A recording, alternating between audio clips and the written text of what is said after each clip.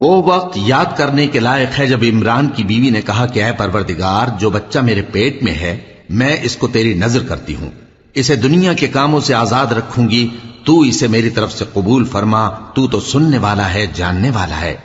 پھر جب ان کے ہاں بچہ پیدا ہوا تو کہنے لگی کہ پروردگار، میرے تو لڑکی ہوئی ہے، جبکہ اللہ خوب جانتا تھا جو ان کے ہاں ولادت ہوئی تھی، اور نہ ہوتا لڑکا مانند اس لڑکی کے۔ اور کہنے لگیں میں نے اس کا نام مریم رکھا ہے، اور میں اس کو اور اس کی اولاد کو شیطان مردود سے تیری پناہ میں دیتی ہوں۔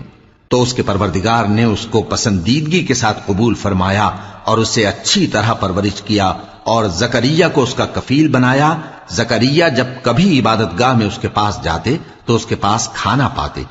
یہ کیفیت دیکھ کر ایک دن مریم سے پوچھنے لگے کہ مریم، یہ کھانا تمہارے پاس کہاں سے آتا ہے؟ وہ بولی کہ اللہ کے ہاں سے آتا ہے، بے شک اللہ جسے چاہتا ہے بے حساب رزق دیتا ہے۔ اس وقت زکریا نے اپنے پروردگار کو پکارا، عرض کی کہ پروردگار، مجھے اپنی طرف سے اولاد صالح عطا فرما، تو بے شک دعا سننے والا ہے۔ چنانچہ وہ ابھی عبادت گاہ میں کھڑے نماز ہی پڑھ رہے تھے کہ فرشتوں نے آواز دی کہ زکریا، اللہ تمہیں یحییٰ کی بشارت دیتا ہے، جو کلمۃ اللہ یعنی عیسیٰ کی تصدیق کریں گے اور سردار ہوں گے اور عورتوں سے رغبت نہ رکھنے والے، اور ایک پیغمبر یعنی نیکوکاروں میں ہوں گے۔ زکریا نے کہا، اے پروردگار، میرے ہاں لڑکا کیوں کر پیدا ہوگا کہ میں تو بڈھا ہو گیا ہوں اور میری بیوی بانجھ ہے؟ فرمایا، اسی طرح اللہ جو چاہتا ہے کرتا ہے۔ زکریا نے کہا کہ پروردگار، میرے لیے کوئی نشانی مقرر فرما دے۔ فرمایا، تمہاری نشانی یہ ہے کہ تم لوگوں سے 3 دن اشارے کے سوا بات نہ کر سکو گے، تو ان دنوں میں اپنے پروردگار کی کثرت سے یاد اور صبح و شام اس کی تسبیح کرنا۔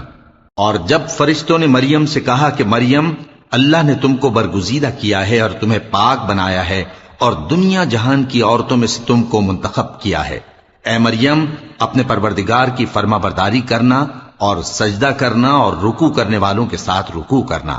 اے نبی، یہ باتیں اخبار غیب میں سے ہیں جو ہم تمہارے پاس بھیجتے ہیں۔ اور جب وہ لوگ اپنے قلم بطور قرعہ ڈال رہے تھے کہ مریم کا کفیل کون بنے، تو تم ان کے پاس نہیں تھے، اور نہ اس وقت ہی ان کے پاس تھے جب وہ آپس میں جھگڑ رہے تھے۔ وہ وقت بھی یاد کرنے کے لائق ہے جب فرشتوں نے مریم سے کہا کہ مریم، اللہ تم کو اپنی طرف سے ایک کلمے کی بشارت دیتا ہے جس کا نام مسیح اور مشہور عیسیٰ ابن مریم ہوگا، اور جو دنیا اور آخرت میں آبرو مند اور مقربین میں سے ہوگا،